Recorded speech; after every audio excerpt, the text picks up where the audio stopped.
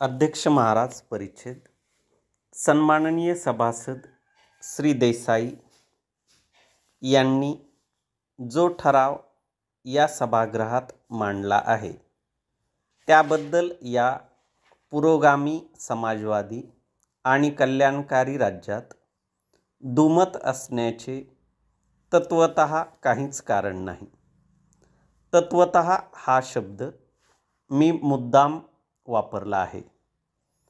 चांगल्या गोष्टी अनेक असतात आणि कोणतीही चांगली गोष्ट करण्याची इच्छा मनाला होणे स्वाभाविक आहे. तशीच इच्छा सन्माननीय सभासद श्री देसाई यांना झाली असावी आणि त्या इच्छेतूनच त्यांनी हा ठराव या सभागृहापुढे मांडला असावा असे मला वाटते. परंतु एखादी चांगली गोष्ट व्हावी असे वाटणे जरी ठीक असले तरी ती गोष्ट विशिष्ट परिस्थितीत व्यवहार्य आहे काय याचाही विचार होणे आवश्यक असते. सन्माननीय सभासद श्री हॅरिस हे समाजवादी आहेत, पुरोगामी आहेत, परंतु त्यांनी देखील या ठरावाला विरोधच केला.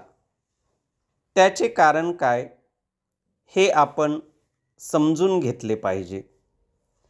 त्यांनी हेच सांगितले की शासनाची सध्याची आर्थिक कुवत लक्षात घेता या ठरावाची अंमलबजावणी करता येणे कठीण आहे. सर्व पातळ्यांवरील सर्व शिक्षण मोफत असावे असे कोणी म्हटले तर त्याला कोणाचा विरोध असण्याचे कारण नाही. परंतु आपल्या ठरावाचे समर्थन करण्याकरिता त्यांनी जो युक्तिवाद केला तो लक्षात घेता या ठरावाला विरोध करणे प्राप्त आहे. त्यांच्या युक्तिवादामुळे ठरावाला बल प्राप्त होण्याऐवजी त्याचे बल वृद्धी झाले आहे. त्यांनी शिक्षण आयोगाच्या शिफारशींचा उल्लेख केला.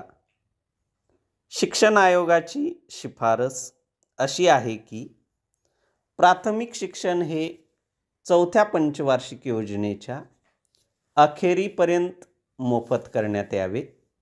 परंतु आपल्या राज्यात ते अगोदरच मोफत करण्यात आले आहे.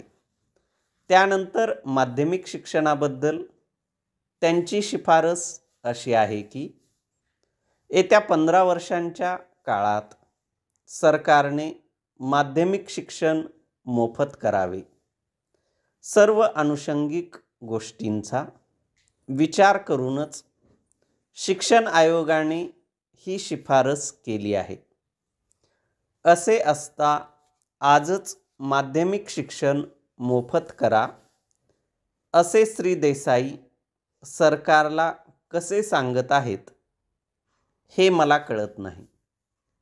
त्यांनी शिक्षण आयोगाच्या शिफारशी वाचल्या नसतील असे मी कसे म्हणू.